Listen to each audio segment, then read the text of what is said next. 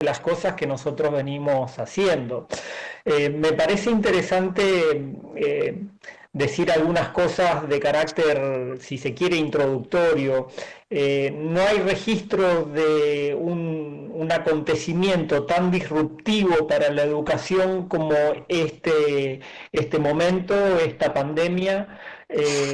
No hay la posibilidad de encontrar un antecedente ni cercano ni lejano en donde todo el globo se ve afectado y toda la educación se encuentre afectada. Ustedes tienen que tener presente que, según los informes de UNESCO, aproximadamente más de 60 millones de educadores a mediados de abril tuvieron que dejar de ir a aulas y laboratorios. Tenemos millones de estudiantes que están en sus casas sin poder visitar sus escuelas y universidades, y eso nos da cuenta primero de que todo lo que estamos viviendo es parecido o similar a lo que están viviendo en otros países. Y esa escala mundial creo que hay que tenerla presente siempre como para tener una idea de cuál es el contexto en el cual nosotros como universitarios, nosotros como instituciones nos situamos.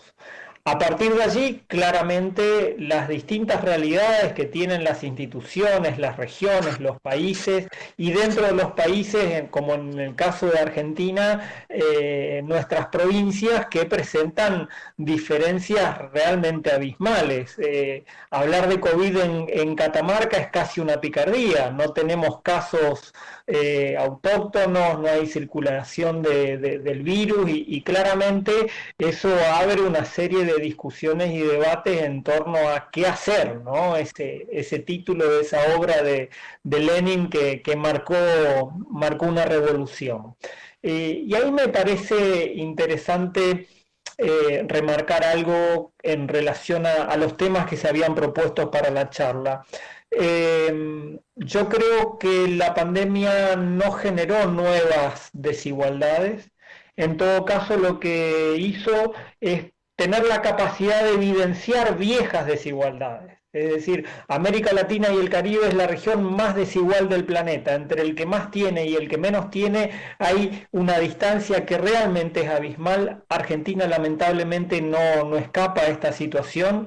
Los índices de pobreza estructural, es decir, aquellos que persisten a cualquier gobierno desde hace décadas, son realmente vergonzosos para un país con tanta riqueza, y eso nos tiene que movilizar desde la lógica de la proposición en términos de nuestras instituciones universitarias para animarnos a ver cómo y de qué manera podemos revertir este tipo de situaciones. Y claramente la educación como la política de igualación de oportunidades tiene que estar presente en esa mesa tratando de revertir esas viejas desigualdades.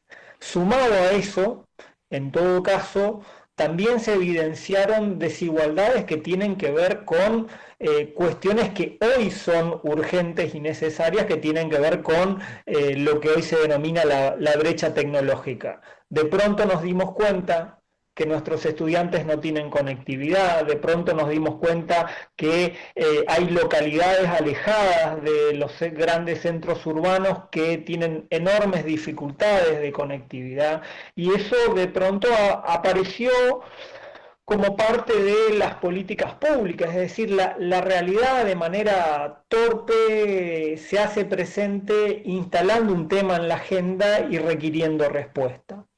Claramente, si uno puede hacer un silogismo muy sencillo, si la educación es un bien público, un derecho humano, una responsabilidad del Estado, el acceso a la educación tiene que ser un derecho garantizado. Por lo tanto, los instrumentos que garantizan el derecho a la educación, y en este caso, que no nos queda otra, el acceso a la educación por medio de tecnologías, también tiene que ser un derecho que esté al alcance de todos.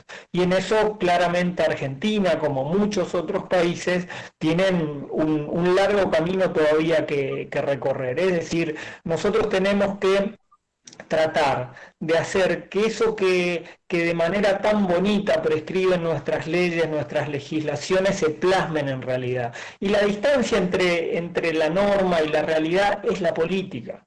Entonces necesitamos instituciones que funcionen en todo momento, porque el derecho a la educación es un derecho que asume en su garantía el Estado, y en esa garantía el Estado lo asume de manera indelegable, es decir, en todo momento. No puede tener un corte, un circuito desperfecto por una pandemia. Y en esto es una digresión, y ahí me sale el abogado de adentro. Me parece que también las sociedades, especialmente en Occidente, han tomado nota que no hay pandemia que pueda poner en riesgo el Estado de Derecho, los derechos civiles, las garantías personales, la posibilidad de que los derechos como la educación, como la salud, como la justicia, se vean de alguna u otra manera menguados por un estado de emergencia, son por lo menos hoy discutidos y debatidos, y eso me parece sumamente rico en términos de debate de actualidad. Volviendo a la educación, estas desigualdades que de pronto nos dimos cuenta que existían, fueron acompañadas de si se quiere, difusa y dispersa forma de reacción por parte de los estados. Hoy hablaba temprano con un colega de Flavio, con un rector, y me decía: yo tenía miedo de no cerrar la universidad por miedo a que tengamos casos de COVID en la universidad, y desde el ministerio me decían que no tenía que cerrar la universidad. Y a los 2 días después de habernos reunido, desde el propio ministerio nos dijeron: tienen que cerrar las escuelas, tienen que cerrar las universidades. Esto también pone en evidencia las idas y vueltas que ha tenido el país, y en esto me parece también interesante decir, bueno, Argentina, como el resto de los países, ha tenido un enorme aprendizaje digamos, a fuerza de ser sinceros, casi chocándose con la realidad y aprendiendo sobre la marcha. Entonces, este proceso de aprendizaje en el cual hoy tenemos nuestro sistema educativo paralizado desde el nivel inicial, primario, secundario, superior y universitario, nos obligó a tomar una serie de definiciones. Primero, cómo cerrábamos las universidades garantizando los derechos que estaban en juego, y eso nos obligó a recuperar un término muy usado por algunos universitarios, que era la virtualización, y de pronto cuando uno conversa con cualquier universitario, la idea de lo virtual de pronto es algo común, cercano, si vale el término palpable, visible, y este tipo de reuniones ponen en evidencia que lo virtual se nos hizo algo casi cotidiano, ¿no? Entonces, ahí me parece que en el caso del sistema universitario argentino, y en especial de las universidades públicas, hay un enorme esfuerzo que destacar en relación al sostenimiento de la educación, tanto de la enseñanza como de los aprendizajes, a través de la virtualización de sus carreras y el acceso a la educación a través de entornos virtuales de enseñanza y aprendizaje. Nosotros tenemos un sistema universitario público que tiene aproximadamente 1.600.000 estudiantes, y casi todos han tenido la oportunidad de seguir estudiando. Esa riqueza no la tienen otros sistemas universitarios. No en todos los países, no todas las instituciones han obrado con la celeridad, la rapidez, la eficacia, la eficiencia que han tenido las universidades argentinas para poder garantizar estos derechos, y eso me parece que es sumamente interesante de destacar. como decía Flavio al principio, todos conocemos que el sistema universitario tiene algunos puntos flacos. ¿Se acordaban de mi mamá cuando uno le decía, esto está mal, tenemos que corregirlo? Pero la verdad es que nosotros hoy tenemos un sistema universitario que tiene de sus 135 universidades, más de 100 universidades que tienen sus sistemas institucionales de educación a distancia evaluados por CONIAU, validados por el Ministerio, y ese antecedente institucional le permitió a las universidades afrontar el desafío de lo virtual con una capacidad, con unos recursos instalados que de no haber sido así seguramente la respuesta hubiese sido otra, y seguramente también una respuesta mucho más limitada en términos de garantizar el derecho a la educación. Hoy nos encontramos en ese contexto, en un contexto en donde con las universidades cerradas en términos de presencialidad estamos garantizando la continuidad educativa. Para eso hubo que virtualizar, hubo que planificar, hubo que generar políticas de apoyo. La Universidad de Catamarca tomó la iniciativa de garantizarle la conectividad a los estudiantes a través de la distribución de instrumentos que garantizan el acceso a la conectividad, y claramente ese tipo de medidas que tomaron las universidades para garantizar el derecho a la educación son medidas más que interesantes, y la verdad es que vale la pena decirlo y reiterarlo porque es algo que nos tiene que llenar de orgullo. No todos los países, no todas las universidades lo han hecho, y que la Argentina garantice el derecho a la educación de manera irrestricta, de manera gratuita en el caso de las universidades públicas, que las universidades públicas a su vez con todas las limitaciones que tienen tengan esta proactividad, es sumamente destacable.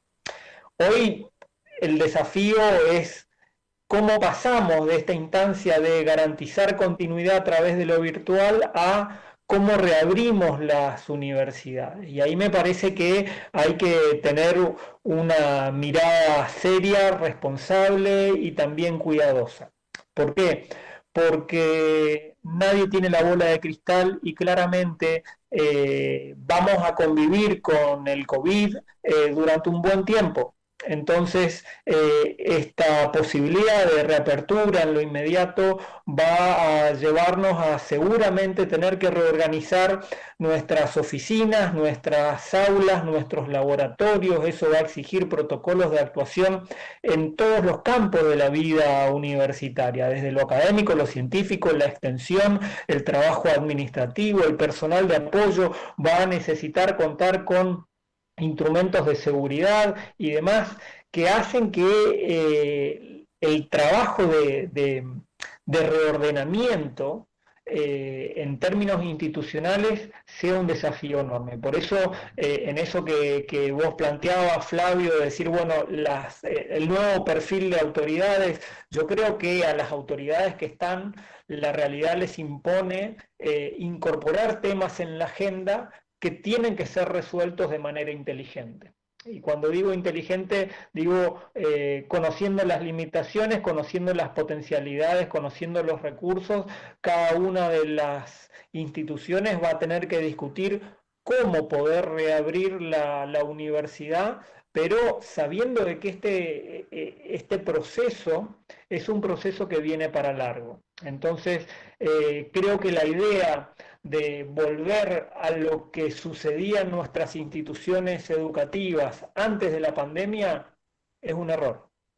La realidad a la cual nosotros nos enfrentamos, y esto lo estamos viendo en aquellos países que están volviendo a la actividad académica, es sumamente distinta, y por eso a nivel mundial ya se suele usar el término de la nueva normalidad. Me parece que esa nueva normalidad es un concepto demasiado continente de contenidos muy variables según las distintas realidades de las regiones, pero también de las instituciones. Eso que va a ser normal en términos de organización y de funcionamiento de nuestras instituciones, va a ser algo que tenemos que construir y por eso festejo esa definición de Flavio de construir colectivamente. Paralelamente a esas definiciones estructurales, nosotros también nos encontramos con un desafío que es central en términos académicos, en términos científicos, en términos de extensión, es decir, cómo volvemos a la actividad de nuestras actividades sustantivas de modo presencial. Y ahí también nos vamos a encontrar con que las brechas son complejas y son delicadas en términos de desarrollos de nuestros estudiantes, de nuestras actividades científicas. Y digo actividades científicas porque todos los que participamos en algún grupo de investigación y demás, sabemos lo tortuoso que son las rendiciones, la necesidad de cumplir con las exigencias de los papers y demás, y eso también hay que animarse a poner en discusión en términos de la burocracia que demanda la actividad universitaria, ¿sí? Este tiempo nos permitió, en términos de reordenamiento, distinguir lo que era necesario de lo que era urgente, lo que era central de aquello que podía ser marginal. De pronto nos dimos cuenta que en los programas de enseñanza de nuestras materias había temas que no necesariamente eran necesarios que estén y que uno podía dedicarle más tiempo a otros temas que son mucho más importantes para el aprendizaje de los estudiantes. Hay un término que está circulando dentro de los ámbitos académicos y tiene que ver con ese nivel de angustia, de desazón, de fragilidad en la cual muchos docentes sienten las dificultades que de pronto les ha generado pasar de una didáctica presencial a una didáctica virtual, con el mismo currículum, con el mismo plan de estudio, con los mismos reglamentos que exigen para realidades completamente diferentes, como la enseñanza virtual a la presencial, y ese término se denomina el corona teaching. Entonces hay un síndrome del corona teaching que tiene que ver con cómo está afectando la pandemia, el virus, el encierro y de pronto el desafío de la virtualidad a docentes que han tenido que virtualizarse en sus prácticas, y obviamente eso genera un nivel de estrés importante. Aún así, haber sostenido la educación entre el sistema universitario público y privado para 2 millones de estudiantes aproximadamente es sumamente destacable. Eso también nos pone en evidencia que los docentes en estos 2 meses hemos incorporado un nivel de desarrollo, de práctica, de conocimientos que antes no teníamos. Quizás no seamos los mejores docentes a través de las prácticas virtuales, pero necesariamente somos distintos. Hemos crecido, nos hemos enriquecido, tenemos más instrumentos, más herramientas para poder fortalecer nuestro trabajo diario. Y ahí seguramente me parece que uno de los desafíos que tienen que ver con esto de cómo reabrimos también es cómo pensamos el perfil de nuestros docentes. Ahí está definición de nuevos estudiantes, nuevos docentes, nuevas escuelas, nuevas universidades, capaz no sea tan novedoso, pero sí necesariamente a los docentes que ya teníamos, cómo los enriquecemos, a las escuelas y a las universidades que ya existen, que existen hace muchos años, cómo este proceso las ha enriquecido en términos de experiencia. Y ahí me parece que aparece la tercera fase de este proceso, porque una cosa es la reapertura y otra cosa es conseguir esa nueva normalidad. Y esa nueva normalidad tiene que surgir a partir de un proceso de reforma. Porque si todo este desafío, si todo este enorme esfuerzo realizado en este tiempo no valió la pena, no nos deja nada en términos de aprendizaje institucional, en términos de enseñanza y aprendizaje de nuestros estudiantes, la verdad que hemos perdido mucho tiempo. Eh, en esa lógica de pensar cómo deben funcionar las instituciones, claramente la posibilidad de que haya reuniones virtuales evita que se caigan sesiones de consejo directivo superior por falta de quórum. Ya no hay excusa. Las comunidades tienen herramientas como para poder discutir, debatir, sesionar. Funciona el Congreso, la Cámara de Diputados con José Ricardo, por ejemplo, discutiendo con muchísimos parlamentarios, colegas suyos, de manera virtual, cómo no va a funcionar el Consejo Directivo de una facultad o el Consejo Superior de una universidad empleando instrumentos digitales.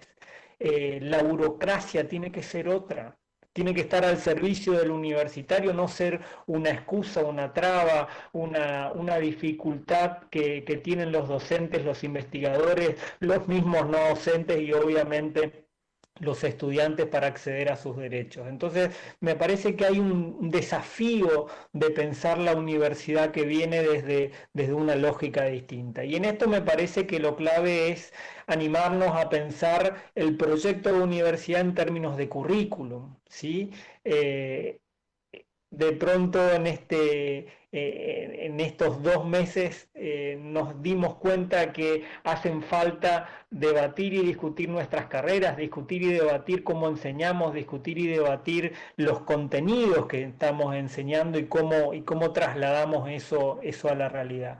Y estas realidades tan difusas en donde la incertidumbre reina nos obliga también a darnos cuenta que seguramente nuestras universidades tienen que incorporar otras temáticas en las enseñanzas para que los estudiantes, una vez que se gradúen, puedan insertarse de mejor manera dentro de sus campos profesionales, dentro de sus campos laborales. Entonces, digo, hoy continuar, empezar a pensar cómo reabrimos de manera ordenada y cómo compensamos las diferencias que este momento ha tenido, y una vez que tengamos esa reorganización que nos garantice volver tranquilos, volver cómodos, volver con las limitaciones que va a tener la reapertura de las instituciones, animarnos a pensar en cómo reformamos las universidades en términos curriculares.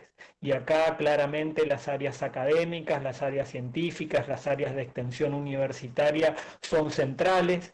Y si hay algo que me parece que es importante traer a colación es el hecho de que este virus llegó por avión, y si bien decían que iba a llegar mucho tiempo después, terminó llegando bastante rápido a la Argentina. Y esto es porque el mundo es un pañuelo. El mundo es mucho más cercano a través de las tecnologías, y eso en las universidades nosotros lo sabemos. Y hay un concepto que me parece que en este proceso de reforma se nos tiene que hacer carne, que es el proceso de internacionalización. Nosotros tenemos que darnos cuenta, y esta pandemia es un triste ejemplo, que la aldea global es cada vez una realidad mucho más cercana, y que nuestras instituciones, nuestros docentes, nuestros estudiantes tienen que tener la posibilidad de trabajar, de cooperar, de intercambiar experiencias con instituciones y colegas de otras instituciones. Y rescato este término, la cooperación, porque si hay algo que ha servido mucho en este tiempo es la cooperación entre instituciones para compartir información, para compartir aprendizajes, para verificar ejemplos que unas instituciones estaban realizando y servir de modelos para otras. Entonces, creo que tenemos que animarnos no solamente a pensar una institución universitaria reformada a partir de estas experiencias, sino que también tenemos que animarnos a construir un sistema universitario mucho más cooperativo, mucho más solidario, mucho más integrado para poder garantizar entre todos esto que las universidades a través de sus preámbulos, en sus estatutos y sus definiciones centrales tienen por lo general muy consolidadas. Esta idea de que la universidad es un espacio para la democracia, para los derechos humanos, para la construcción de futuro, en definitiva se tiene que plasmar en estas definiciones. A mí, si a vos te parece, Flavio, me parece interesante dejar acá la discusión, cosa de poder en el debate con los otros compañeros que están en esta conversación poder enriquecer la charla. Sí, Pablo, me parece bien. De paso que te tomás unos mates. Así es. Bueno, yo mientras Pablo iba hablando, uno se va dando cuenta de la dimensión de este problema. Pablo dijo algo que yo también lo dije al principio, que no estábamos seguros de lo que iba a pasar y estos 2 meses se asemejan más a 2 años que a 2 meses, claramente, porque la cantidad de cosas que todo el mundo tuvo que afrontar es inmensa. Pero el desafío está, y como bien dice Pablo, lo mejor que podemos hacer es aprovecharlo. Si hemos hecho el esfuerzo, que ese esfuerzo valga la pena. Este es nuestro lema, ¿no? Nos estamos esforzando para que valga la pena, nos estamos esforzando para que los chicos no pierdan, los alumnos, nuestros alumnos, que es lo más importante que tenemos, sin descuidar a nuestros docentes, por supuesto, y sin descuidar las actividades misionales. Yo ya he hablado mucho, me gustaría que la gente que quiera preguntarle algo o decir algo o opinar, lo haga. Se puede hacer a través del chat o simplemente activan el micrófono y si somos ordenados no vamos a tener problemas e intervenir. Así que está abierto.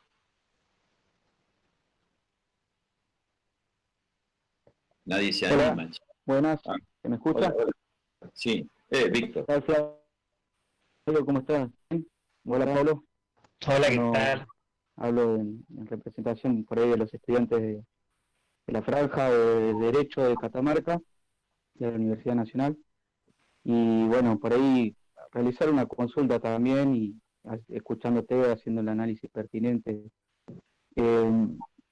Esta cuestión de la virtualidad, bueno, me parece que es una obviedad que vino para quedarse y lo que yo veo es si la universidad de alguna u otra manera tendrá que articular, y lo que más me preocupa porque creo que el sistema universitario está preparado o puede prepararse para tener una virtualidad constante, pero si los demás sectores de la educación, tanto como la educación primaria, la educación secundaria, van a poder afrontar la preparación que requiere, si ya viene siendo dificultoso para los estudiantes preuniversitarios, si van a poder afrontar también esta virtualidad, teniendo en cuenta todo, como vos decías, Pablo, lo que la pandemia evidenció, las deficiencias estructurales que tiene el Estado en base a la conectividad, en base al acceso y la garantía del derecho fundamental, que es el acceso a Internet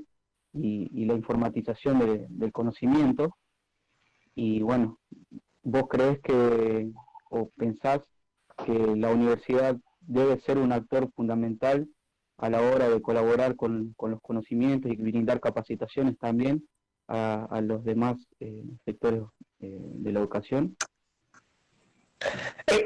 Creo que hay que entender a la universidad como parte del sistema educativo. Sí. Y muchas veces las universidades, especialmente algunas, se ponen en un pedestal que hace que eso sea sumamente complejo, sumamente difícil. Hay una actitud de jactancia que suelen tener algunos universitarios, no necesariamente sus instituciones, y eso dificulta. Creo que la pandemia no distingue. Hoy por hoy claramente las dificultades las tiene la educación inicial, la primaria, la secundaria, la superior y también la universitaria. Las definiciones de Estado que se han tomado para prevenir el avance del coronavirus han sido claras. La definición de la política de aislamiento preventivo, social y obligatorio, lo que denominamos popularmente cuarentena, como política de Estado para frenar el coronavirus, nos puso en jaque a todos. Y me parece que ahí claramente, si todos estamos en el mismo lodo, manoseados, claramente la posibilidad de salida es también cooperando de manera conjunta, de manera humilde, sabiendo que las universidades tienen mucho para aportar. Ahí vos decías algo en relación a la educación a distancia y me parece interesante complementar lo que ya dijimos. Nosotros ya teníamos educación a distancia, teníamos prácticamente 500 carreras de educación a distancia de manera íntegra desarrollándose dentro de nuestro sistema universitario. Como dije, más de 100 universidades tienen sus sistemas institucionales de educación a distancia. Seguramente el nivel universitario es el más desarrollado porque, como decía el diputado José Ricardo, la educación a distancia para menores de 18 años estaba prohibida. Entonces eso llevó a que hace una semana el Congreso de la Nación aprobara una modificación de la Ley de Educación Nacional que habilita lo que hoy estamos haciendo. Es decir, la realidad nos pasó por encima y todos los prejuicios que teníamos en relación a cómo enseñábamos a distancia claramente se fueron cayendo. Creo que lo que viene a futuro en términos de esta necesidad de reapertura ordenada pero rápida que garantice derechos, nos tiene que llevar a lógicas de complemento. ¿Sí? Hoy tenemos que pensar a nuestras universidades sosteniendo todos estos esfuerzos digitales y tecnológicos, además de ver cómo volvemos a la actividad práctica y presencial. Pablo, hay algunas preguntas que voy a tratar de sintetizar. Adelina, Luis, Zulma, de alguna manera están preguntando preocupados por un escenario de bimodalidad, con las características que esto tendría. Coincido, hay algunas apreciaciones de que claramente la virtualidad no reemplaza a todo en la virtualidad, a la presencialidad, es decir, no todas las actividades se pueden desarrollar desde las plataformas tecnológicas. Y la pregunta es, ¿cómo ves el escenario? ¿Es posible un sistema bimodal? ¿De qué manera se podría implementar? A ver, no es algo novedoso. Nosotros podemos tener carreras presenciales, aún sin tener educación a distancia. Hasta el 30% de nuestros planes de estudios pueden desarrollarse en entornos virtuales. Es decir, esa posibilidad está y está porque de hecho en algunas universidades eso sucede. Honestamente creo que ahí hay que animarse a trabajar con nuestros planteles docentes para poder fortalecer las capacidades, tanto en términos pedagógicos como didácticos, entender que enseñar con tecnologías no es lo mismo que enseñar presencialmente. A muchos colegas les resulta difícil, ¿sí? Los tiempos son otros, las formas son otras, las maneras de expresar tienen que ser distintas. Y ahí creo que hay mucho para trabajar, para enriquecer la capacidad de enseñanza y también en una lógica que nos permita a lo presencial, complementarlo con lo virtual. Creo que ayer hablábamos con Flavio y decíamos, y también con José Ricardo, digamos, cómo no se emplea la educación en entornos virtuales para generar la jornada extendida en la escuela primaria, en la escuela secundaria. Seguramente todos esos prejuicios que había antes, con todas estas prácticas que estamos teniendo en estos meses, van a poder ser derribados y avanzar en lógicas que enriquezcan la enseñanza. Y claramente no hay tecnología que reemplace al docente y el estar cara a cara tiene una riqueza que no lo suple este tipo de actividades. Ahora bien, me parece que sería de necios negar que esto que estamos haciendo no nos está acercando aún en la distancia, aún en las imposibilidades de vernos cara a cara, y que obviamente uno humildemente espera que este tiempo de debate y de reflexión algo contribuya. Y me parece que con esa humildad nosotros también tenemos que animarnos a replantear la actividad docente en esos términos.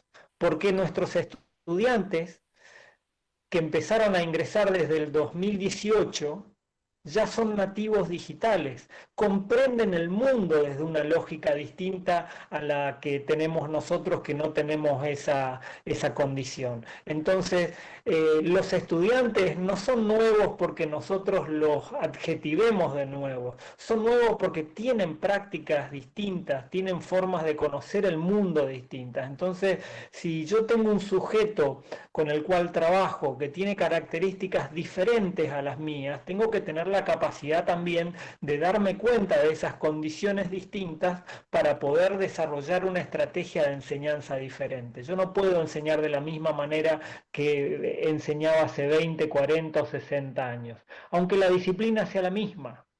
Pero las estrategias didácticas tienen que ser otras. Los instrumentos para abordar el conocimiento tienen que ser otros. Hay un par de preguntas más que están vinculadas con el tema de la acreditación. Inclusive yo creo que dentro de los participantes está Mónica Marquina, digamos, en donde obviamente la CONEAU toma un rol fundamental. Algo que ha pasado dentro de las instituciones universitarias es justamente este tema. ¿Qué pasa? Estamos virtualizando nuestras carreras cuando las acreditamos presenciales, ¿sí? Entonces, un poco es tu visión de cómo juega la acreditación y los procesos de certificación de calidad atento a esta nueva impronta y esta nueva realidad. Después me hizo un pedido José para intervención y bueno, te dejo con eso primero. Bueno, breve y le cedo la palabra a Mónica para que enriquezca el debate. Claro. A ver, me parece que el sistema universitario tiene que tomar algunas medidas generales como para garantizar que todo lo que se viene haciendo esté cubierto, ¿sí? Me parece que ahí el Consejo de Universidades tendría que sesionar para generar una norma de emergencia y dar cobertura a todo este trabajo virtual que se hizo en carreras que, como vos decías, fueron aprobadas como presenciales. Nosotros tenemos un mecanismo de aseguramiento de la calidad que son las evaluaciones externas. Por eso la evaluación del sistema institucional de educación a distancia se hace en el marco de las evaluaciones externas. En cambio, la acreditación de carreras, tanto de grado como de posgrado, tiene que ver con el cumplimiento de estándares para garantizar que el riesgo al interés público esté de alguna u otra manera cubierto. Y ahí creo que hay que animarse a reconfigurar un sistema en donde la lógica de la calidad en términos de la mejora continua y permanente de las instituciones y de las carreras esté presente. Y eso me parece que obliga a una discusión como sistema que nos tiene que llevar un tiempo como para poder sacar algo en limpio que nos fortalezca. A ver qué opinás, Mónica. A ver qué dice Mónica. Mónica está, Hola, ¿verdad? ¿cómo te va? Yo estaba de asistente nomás, ¿eh? No me esperaba, no me maquillé nada, no me Es la preparé. palabra de la CONEAU de alguna manera. Queremos Sí, saber cómo se están preocupados. bueno, no, yo a lo que manifestó Paulo le agregaría lo siguiente. Los sistemas institucionales de educación a distancia, como bien se mencionó, la verdad que estuvo muy anticipado el sistema universitario para prepararse para una cosa así, ¿no? Si bien los sistemas estaban pensados para que dieran un marco institucional a las carreras a distancia, ya sea semipresenciales o totalmente a distancia, hoy colocó a las universidades en una situación, bueno, bastante, si la comparamos con los otros niveles, bastante en mejores condiciones. ¿Qué es lo que nos dice ese sistema? Que en realidad, teniendo ese marco, carreras presenciales pueden tener hasta un 50% de su oferta virtual en funcionamiento, ¿sí? En el caso de las universidades que tengan el sistema institucional de educación a distancia validado.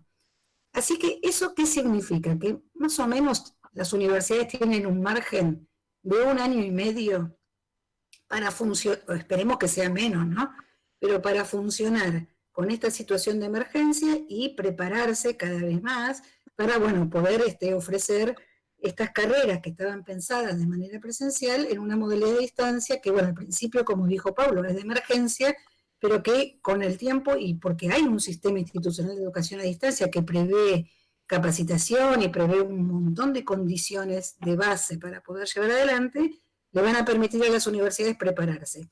Es decir, que en términos normativos, todo lo que hoy está sucediendo a distancia está en el marco de la norma. No hay por más que las carreras sean presenciales, el componente a distancia, hoy es posible que las universidades lo brinden en carreras presenciales hasta en un 50%. Así que queda en manos de la universidad en cómo prepararse bien para que esto sea posible. Bueno, y esto 50% en una carrera pueden llegar a ser 2 años o quizás un poco más, así que, bueno, en ese marco estarán tratando de ajustarse. Hay algunas universidades que lo que están haciendo, además, sobre todo en carreras de posgrado, en presentar proyectos de carreras con IAU totalmente a distancia. Y es por eso que en CONEAU se abrió la convocatoria para presentarlas. Ustedes saben que las convocatorias terminan en octubre, o sea, pero está abierta la recepción para aquellos que quieran. La sugerencia es que no corran a transformar todo a distancia si no está dentro del plan institucional de hacerlo, porque tienen un margen para poder hacer actividades curriculares a distancia, virtuales, aun cuando la carrera es presencial, o sea, tal como está aprobada hasta ahora. Esto es en síntesis, ¿no? Gracias, Mónica. Le voy a dar la palabra a José, que me pidió la palabra. Bueno, gracias, Flavio. La saludo a Mónica también, que la escuché allí, bueno, a todos y a todas las presentes. Y quiero felicitarlo a Pablo, siempre es un placer escucharlo. Y quiero sumarme a las palabras de Flavio de reconocimiento de la bonomía de Pablo, porque toda su calidad profesional y de gestión está asentada sobre la persona de bien, que es la gran persona que es Pablo, ¿no? Lo quiero decir porque son momentos en que es importante esto que muchas veces es anónimo, es silencioso, tengo el deseo y la necesidad de hacerlo en público para Pablo. Bueno, muy brevemente, yo creo que ya se van respondiendo muchas preguntas. Voy a hacer, les quiero decir que para las 2 o 3 consideraciones que quería dar en opinión al tema que es el eje del debate hoy, o los temas, pertenezco a la generación que le encanta la presencialidad, la reconoce como un valor digamos, irreemplazable o ineludible, y la tiza, el pizarrón, el laboratorio.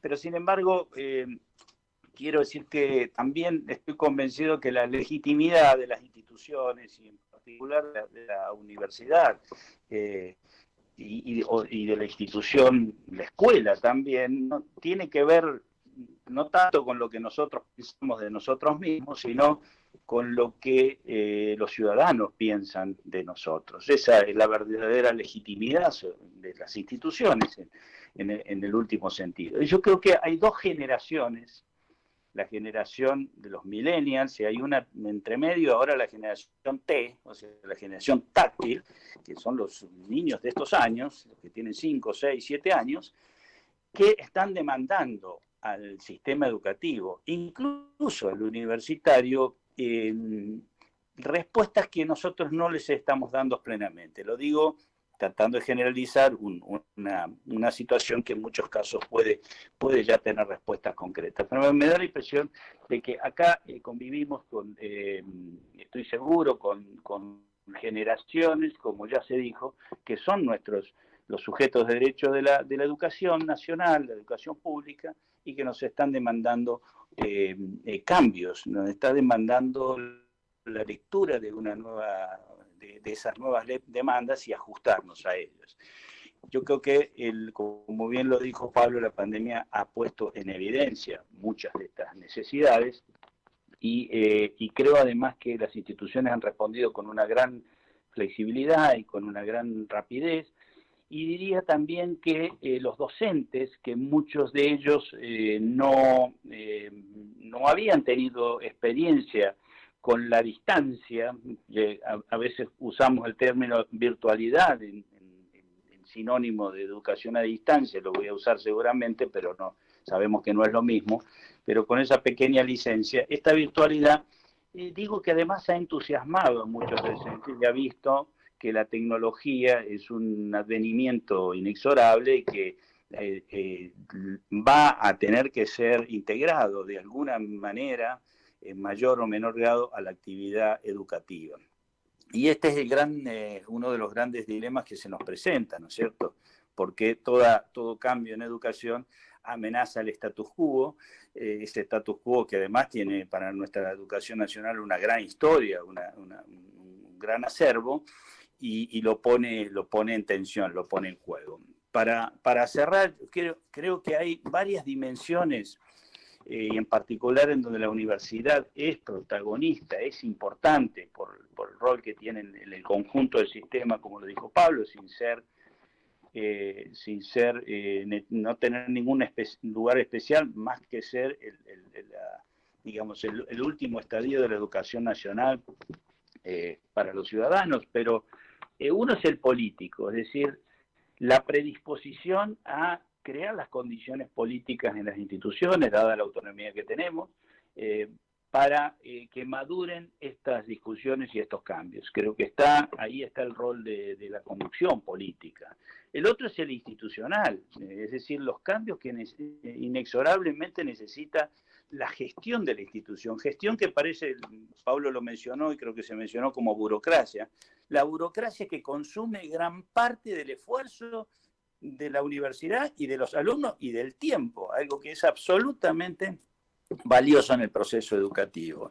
El otro día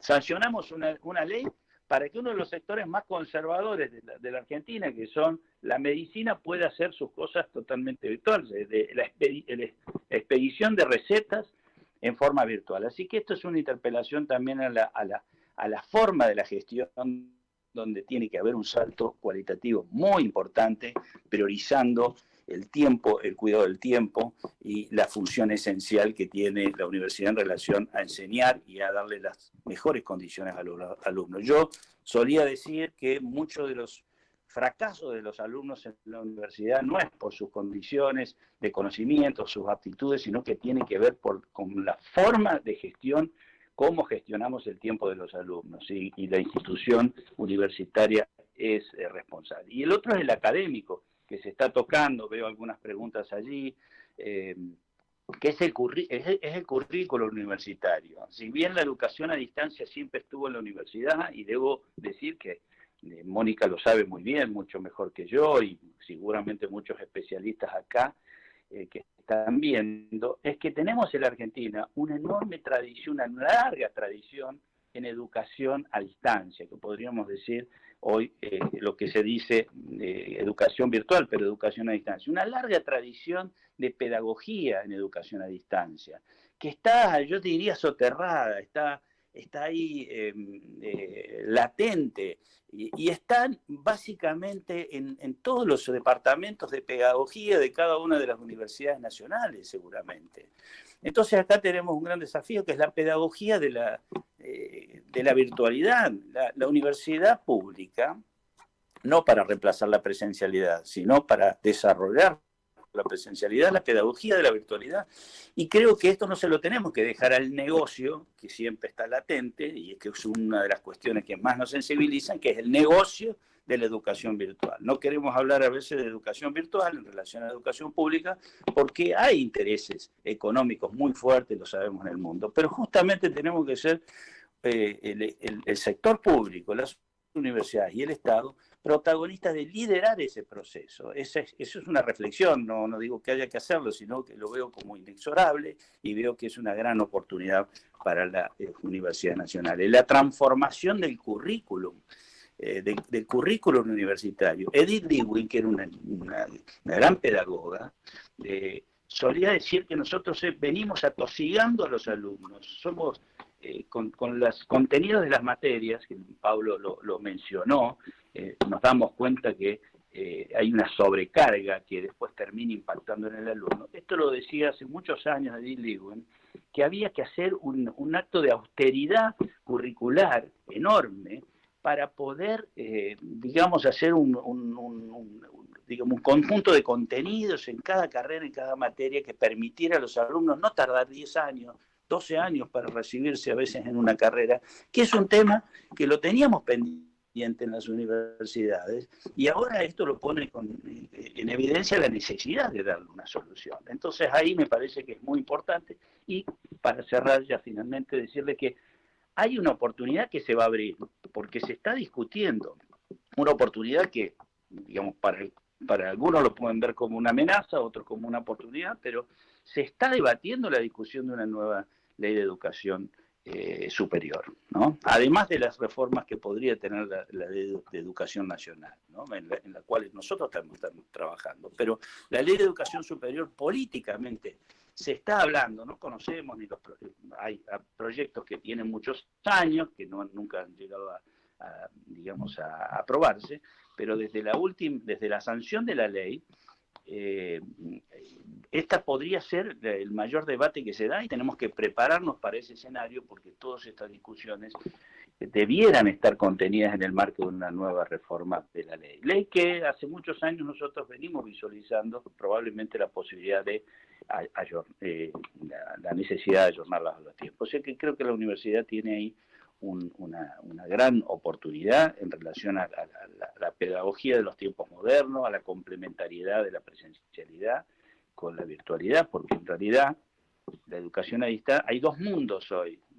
Muy pocas de las carreras tradicionales presenciales tienen virtualidad en ese 50% o ese 40% o ese 30% que dice Mónica. Y por otro lado está todo el conjunto de las carreras que prácticamente se tratan de dar a distancia. Me parece que es hora de poner en contacto esos dos mundos. Eso requiere decisiones políticas, institucionales, y siempre pensando que esto tiene que ser más inclusivo, más igualdad en el derecho a la educación y mejor calidad. Gracias.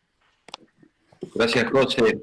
Bueno, te cuento que hay varias preguntas más. Voy a tratar de hacerte un pack de preguntas, así podemos ir cerrando.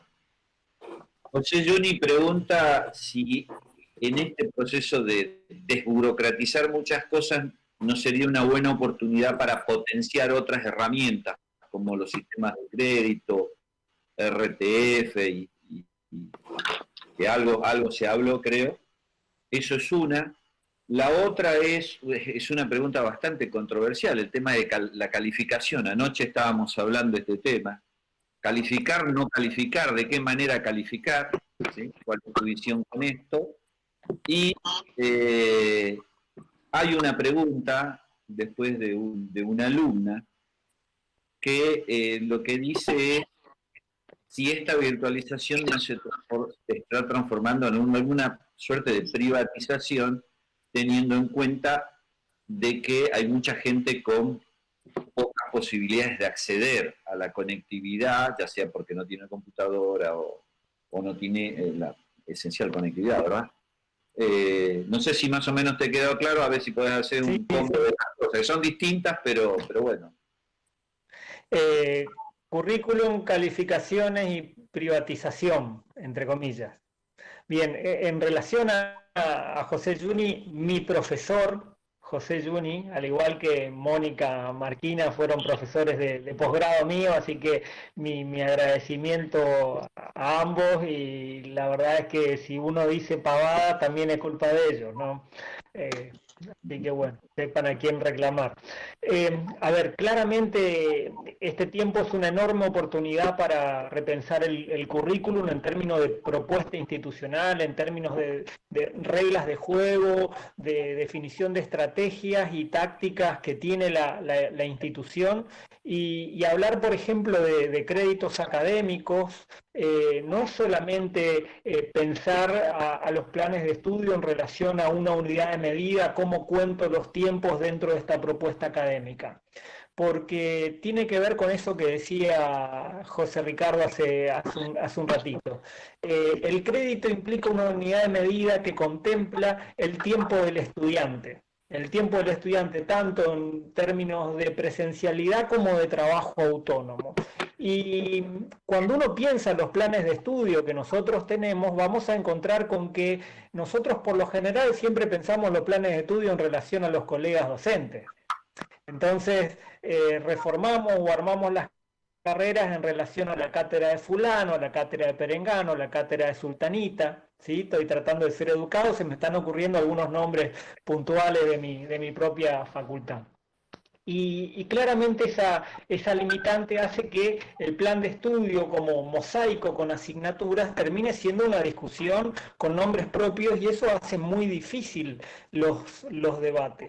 Pensarlo en términos de crédito nos obliga además a pensar en los tiempos que tiene el estudiante reales para poder dedicarle al aprendizaje. Entonces, cuando uno ve planes de estudio donde en un mismo cuatrimestre, en un semestre, la facultad dispone que el estudiante tiene 5 o 6 materias, claramente ahí no está pensando la universidad en los tiempos del estudiante, ni de cursada, ni de exámenes. Entonces ahí aparece la necesidad por parte del estudiante de tener que elegir y preferir. ¿Eso qué genera? Que entre la propuesta académica y la realidad académica haya una diferencia. Me parece que una oportunidad para reformular los planes de estudio, las carreras, las propuestas académicas es tratar de generar equilibrios entre los tiempos de los docentes, los tiempos de las instituciones y los tiempos del estudiante. Estudiante que en la Argentina tiene un porcentaje muy elevado de chicos y chicas que trabajan,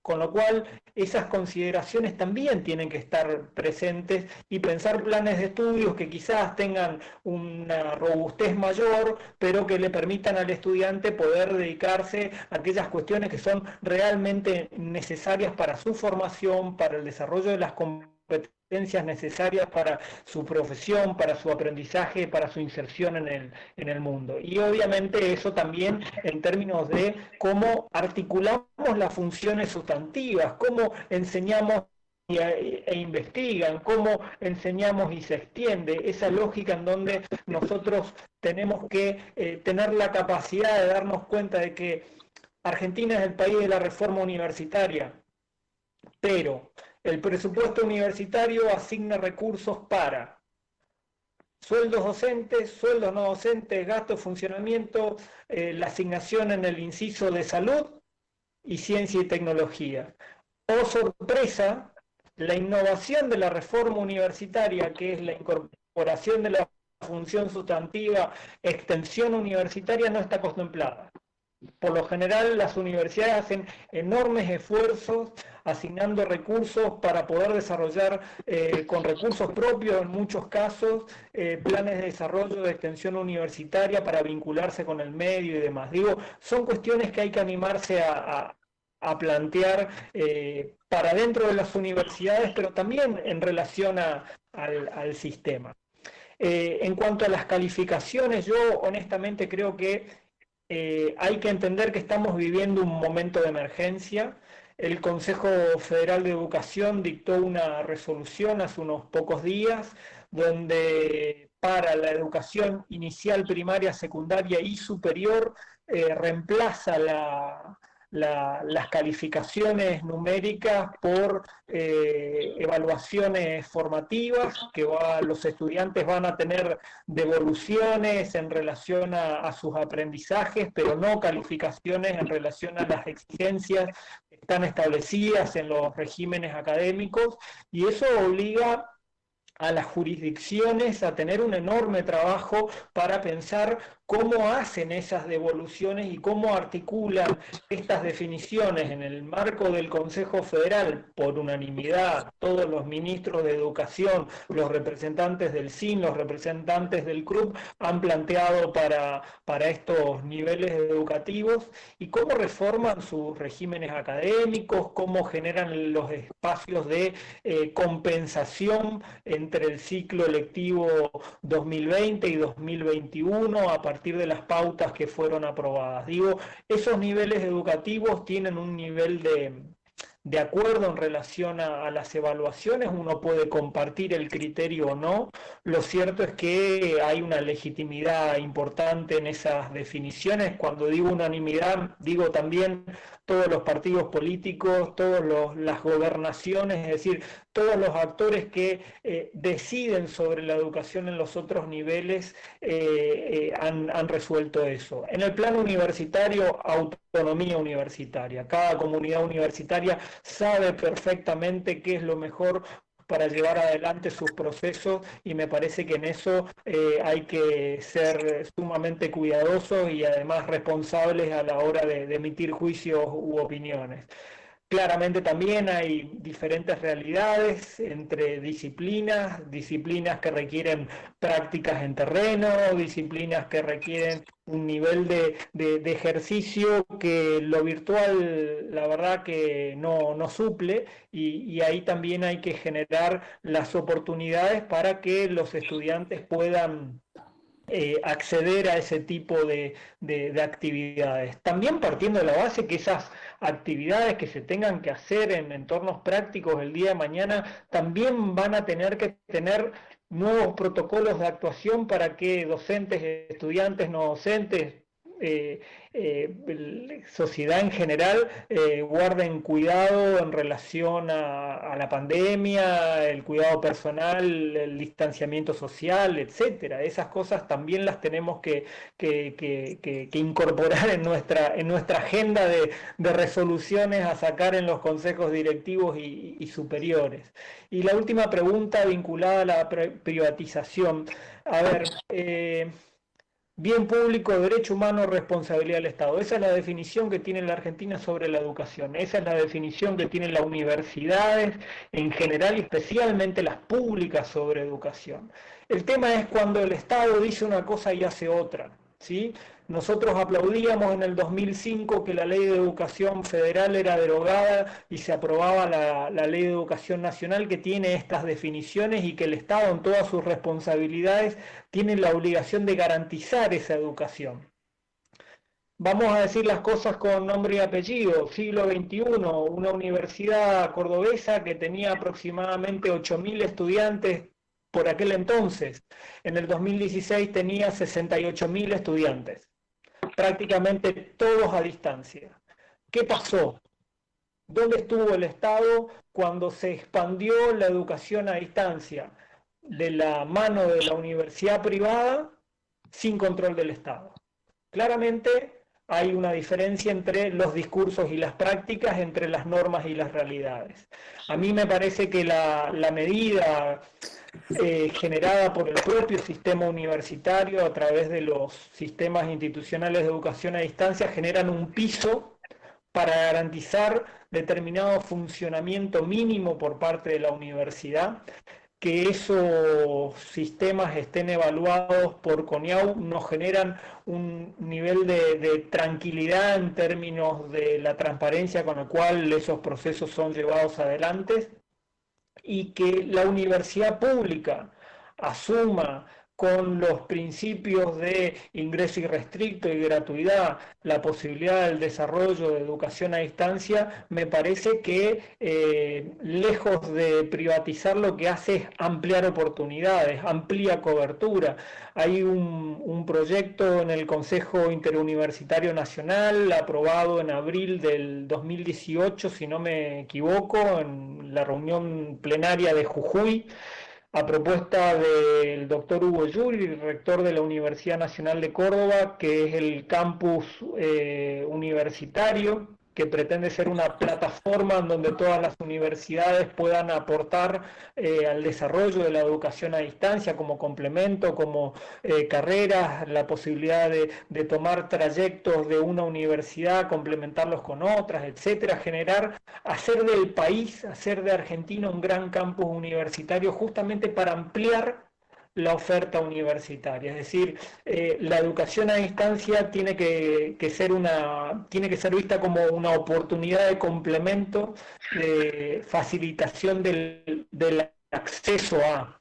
Y ahí sí me parece que se abren otras discusiones vinculadas a las brechas tecnológicas que aparece en tu pregunta, y tiene que ver, por un lado, con el acceso a Internet, acceso a datos a su vez, y ahí me parece importante, y esto me parece bueno reconocerlo, las medidas que ha tomado el gobierno en relación a la liberación de datos de portales académicos y demás, creo que son medidas altamente positivas. Y también claramente la disponibilidad de artefactos como para poder acceder a esos datos. Estos son escenarios, son planteos que se nos dan en el presente, que claramente tienen que ser objeto de políticas públicas para hacer respuestas, y como decíamos al principio, si la educación es un derecho humano, el acceso a la educación también lo es. El acceso a los instrumentos, a las tecnologías que me permiten el acceso a la educación, también tienen que estar garantizados. Así que creo que hay que ser sumamente rigurosos y serios desde el sector público para garantizar la mejor educación a distancia, y de que esa manera más estudiantes estén dentro del sistema. Hay un tema que me parece que no es menor. Hoy en la Argentina, pero desde hace más de una década, hay una estadística que nos tiene que llenar de vergüenza. 1 de cada 2 estudiantes no termina el secundario, y tenemos consolidado un nivel de abandono y degradamiento en el primer año de la universidad de aproximadamente el 50%. Entonces tenemos un problema básicamente con los chicos de 16 a 19 años, que son esos famosos niní. Nosotros tenemos que tener una estrategia seria, sistema educativo en general, obviamente universidades dentro de este sistema, para generar las instancias, los medios, los dispositivos, como para que esos chicos vuelvan a la escuela, vuelvan a la universidad. La educación es la garantía de igualación de oportunidades. Así que me parece que esa política, el fortalecimiento de la educación pública en todos sus niveles y de calidad, es la manera de responder de manera eficiente a esas pretensiones de privatización. Bueno, Pablo, estamos con alguna preguntita más, pero no sé cómo andamos de tiempo. Como usted disponga, rector, yo a disposición. Sí, no. Las cosas, lo que pasa es que la conversación se pone interesante, ¿no? Claramente esto que vos has dicho no son las nuevas desigualdades, sino son las desigualdades que no veíamos, preocupan mucho, sobre todo al sector estudiantil. Muchas universidades hemos tenido programas, vos lo has mencionado, tratando de resolver las cosas. Te cuento algo, nosotros hemos en la primera etapa implementado 1000 becas de conectividad, que preferimos no darle el dinero, sino a darle la solución directamente con chips nuevos, con conectividad, etcétera, a los chicos. Y cuando lo fuimos a distribuir, nos encontramos con que el 10% de los adjudicatarios ya habían abandonado sus estudios. Algunos no saben si los van a retomar y otros los van a retomar, dicen, el año próximo. Eso ya es un golpe fuerte. De una muestra pequeña, estamos viendo que hay un 10% de chicos que, por causa de la pandemia y la falta de presencialidad, ya no están abandonando. O sea que claramente eso está así. Con lo cual estamos pensando, obviamente, reforzar esto y ver qué vuelta le damos para no seguir perdiendo más alumnos, ¿no? Pero hay una pregunta de Zulma que está muy activa acá en el chat. No sé, yo prefiero no contestarla. ¿Cómo piensan que pueden resolver las tensiones entre la decisión del cambio institucional y la voluntad de cambio que tienen los docentes? Así que te dejo a ver qué opinas de eso. Mire, si hay voluntad de cambio en los docentes, me parece que hay que aprovecharlo. El tema es que por lo general el estamento docente suele ser un estamento relativamente conservador, y digo relativamente cuando uno lo pone en comparación con, por ejemplo, el estamento estudiantil. Creo que la pandemia puso en jaque a todos, y claramente todos estamos revisando nuestras prácticas, nuestras formas de construir universidad, de hacer docencia, de hacer estudiantes, y hay que aprovechar ese tiempo para generar espacios de debate, para generar espacios de encuentro, para ir encontrando esos mínimos denominadores comunes en todos los sectores, en todos los estamentos, como para ir acordando los cambios que son necesarios. Y ahí me parece que la democracia universitaria tiene que ser enriquecida con esos aportes, y hay que aprovechar esta necesidad que tienen muchos universitarios de expresarse, de decir lo que tienen que decir y de poder aportar al crecimiento de la institución. Y una vez que se discute, se tiene que tener la capacidad de generar los acuerdos o las definiciones democráticas como para que se resuelvan esos debates. Y ahí también me parece importante decir que después de que se discute, después de que se resuelve, hay que ejecutar.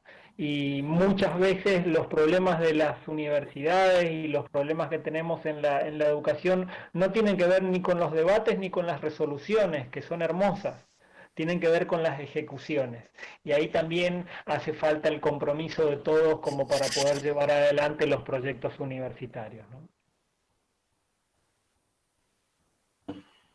Bueno, no sé, creo que no tenemos ninguna otra pregunta, digamos. Hay felicitaciones a tu exposición, que creo que ha sido clara. Creo que, y cerrando la última pregunta, siempre hay una tensión entre lo que a veces las autoridades, entre comillas, queremos llevar y los docentes están dispuestos por ahí en principio.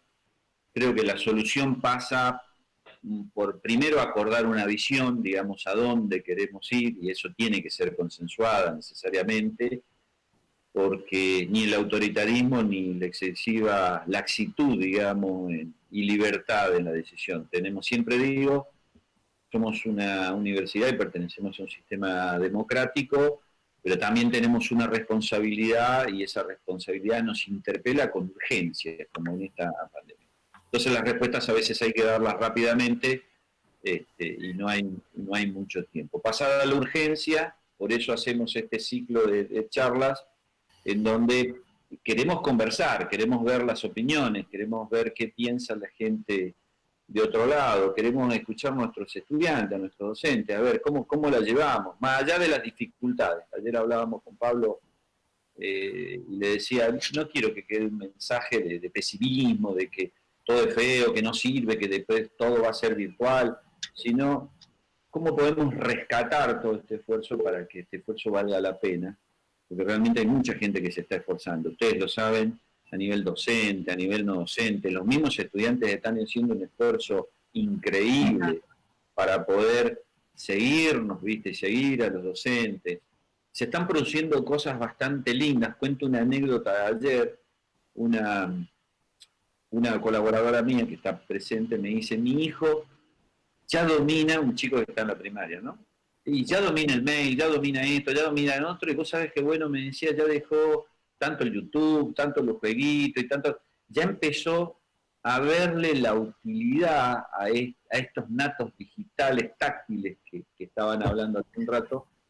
Claro. La utilidad. Bueno, estas cosas creo que son las cosas positivas. Yo me quedo, yo soy un tipo tremendamente optimista, a pesar de que cuando leo la realidad la leo en su aspecto más crudo, pero soy un tipo tremendamente optimista y creo fundamentalmente que el sistema universitario, como vos dijiste, Pablo, tiene un montón de oportunidades. Acá he visto un alumno, hay una alumna que pertenece a una sede nuestra en el interior que quiere opinar, Adela Soria, así que con Adela cerraríamos, no sé si les parece, así que Adela, te cedo la palabra.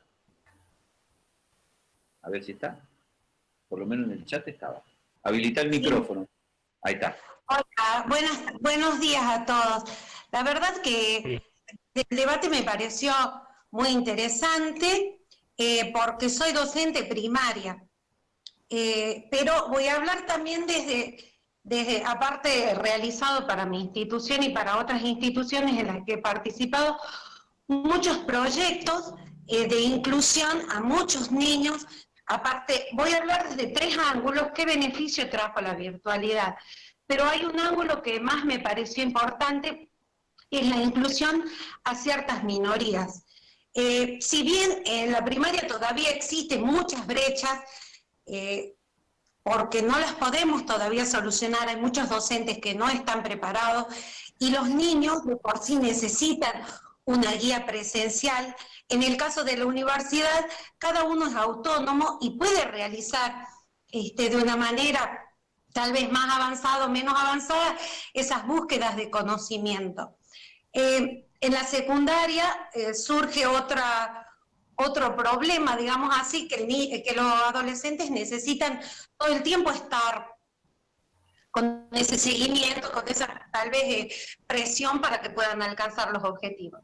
Pero desde mi lado universitaria, que me toca hablar, nosotros aquí en Belén teníamos una realidad en la que los profesores venían en algún momento, o sea, venían viernes, sábado y domingo, jueves, viernes y sábado. Entonces nosotros aprovechábamos al máximo. En mi caso yo no podía cursar el día sábado, entonces aprovechaba la mitad de las clases. Con esta modalidad, en mi caso, yo he aprovechado el 100%. No significa que mi rendimiento con las clases presenciales haya sido menor. Tenía que esforzarme muchísimo porque lo que los chicos presentaban los días sábados, yo lo presentaba el día jueves. Entonces, la comunicación con los docentes ha sido permanente. Ellos de alguna manera tuvimos una experiencia de implementar Classroom, grupos virtuales, daban seguimiento a todos nuestros cuestionarios. No nos fue tan novedoso, digamos así, pero hay una cuestión que creo que la universidad en algún momento no se lo ha planteado, y es la atención a las minorías, y en este caso los adventistas del séptimo día, grupo en el que me incluyo, que no podemos participar los días sábados. Por esa razón, la presencialidad muchas veces nos ha hecho a mí y a otros jóvenes perder muchas carreras, quedar libre muchas materias, por no poder acceder precisamente a ya sea exámenes y tener que estar todo el tiempo acordando. Y surge también otro tipo de conflictos, que son los conflictos interpersonales, más allá de la predisposición que puedan tener los docentes en adaptarse a la realidad y generar oportunidades para todos los alumnos, en los conflictos entre compañeros, es decir, ¿por qué ella sí y los otros no? ¿Cuál es el beneficio? En el caso de esta minoría a la que represento, hemos tenido muchas veces que abandonar muchas carreras porque la presencialidad era importante, los exámenes parciales o rendir eran lo los sábados y lamentablemente no se podía hacer. Con este modelo virtual, aparte de emplear el 100%, de enriquecerme con el 100% de todo lo que los profesores nos dan, el material no nos falta, creo que ha sido un modo de acercar a muchas personas que tienen verdaderamente ganas. Otra de las cosas que a mí me pasó que tener problemas auditivos, entonces tengo hipoacusia parcial y me costaba muchísimo poder desenvolverme o escuchar la totalidad del mensaje o en las clases que son de muchas personas. Entonces, con este medio virtual aprovecho 100%. Estamos al día, nos ayudamos con los compañeros y sentimos que la universidad está cerca.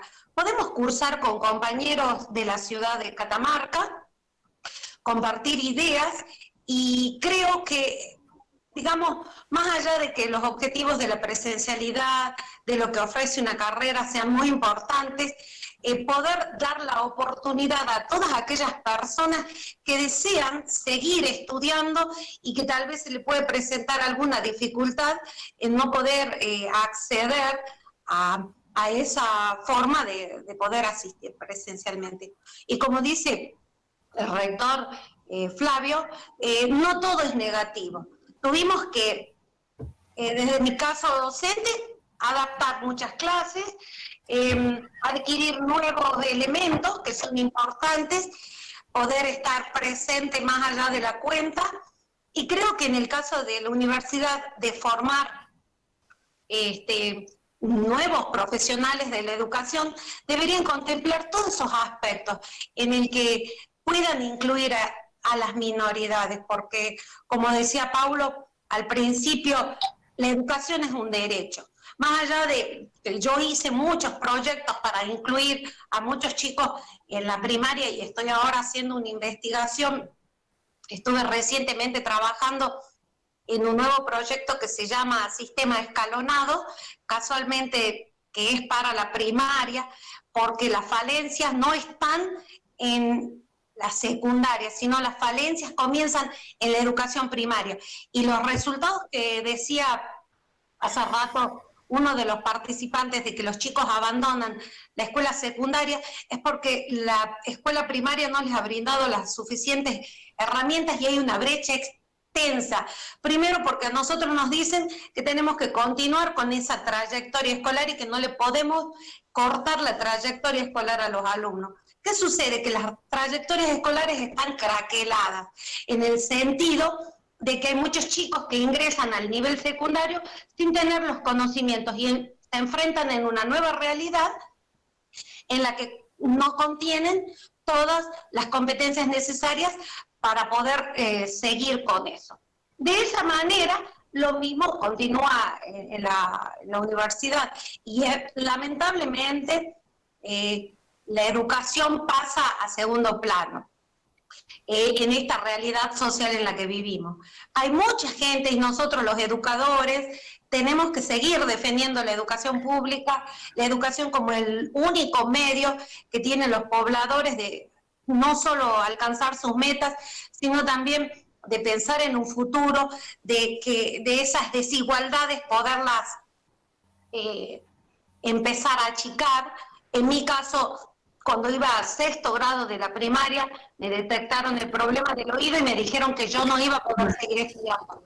Seguí estudiando y lo sigo haciendo. Entonces creo que nosotros tenemos que defender la educación, sea cualquiera de las maneras, y permitir que la mayoría de las personas, de los ciudadanos argentinos, puedan ingresar, ya sea en la mayoría de los modelos, y no solamente pensando que si cuentan con los beneficios económicos de poder acceder a la educación virtual, sino también hay muchas personas que no tienen recursos económicos, pero sí tienen la predisposición de querer seguir perfeccionándose. Así que yo la verdad que estoy demasiado satisfecha con este modelo, muy agradecida a todos los docentes, y la interacción con mis compañeros ha sido muy, muy enriquecedora. Sé que no todas las áreas de conocimiento son de la misma manera y hay muchas cosas que vamos a tener que seguir ajustando, pero creo que de esto se trata. Estos debates deberían empezar a gestionar proyectos de cambio, empezar a pensar que nuestros modelos de impartir conocimiento tienen que ir adaptándose también a la realidad. Bueno, un gusto escucharlos y ha sido muy interesante el debate. Gracias Adela. Bueno, eso es lo que tiene de bueno, ¿no? Todos pueden hablar, creo que hemos coincidido en esto de que tiene que haber una mirada desde todos los sectores. Yo voy a agradecer nuevamente la predisposición de Pablo, ya hemos dicho mucho de él, así que mucho más no para que no se la crea. También la participación de José Ricardo como representante de la política, ex rector, conocedor de estas cosas y en un rol importante como ser la presidencia de la Comisión de Educación, digamos, de la Cámara de Diputados, así que José también te agradezco un montón. A todos nuestros amigos, decanos, docentes, estudiantes, hay gente que no conozco, que es de otros lugares, muchísimas gracias por estar. Y bueno, la idea es poder seguir trabajando esto. Ojalá, hay previstas otras charlas, la verdad que ahora no las tengo bien en mente cuáles son, pero les vamos a estar avisando y ojalá podamos tener esta dinámica, esta apertura. La idea es construir juntos, de eso se trata, así que muchísimas gracias a todos. Nos vemos, si Dios quiere, en la próxima charla. Chau, chau. Chao, muchas gracias. Antes de irme, quiero agradecer a la gente de Extensión Universitaria, a Belén, te cuento que Belén, que organizó todo esto, acaba de ser mamá, la tengo ahí, no tuve más remedio que recurrir a ella. Gracias, Belén, por todo el esfuerzo que estás haciendo. Y eso demuestra una cosa, que hay mucha gente comprometida, mucha gente que quiere cambiar, mucha gente que apoya, y esto es un activo que tenemos las universidades que no debemos dejar pasar por ahí. Gracias a todos y hasta luego. Hasta luego. Chao, Flavio, buen día.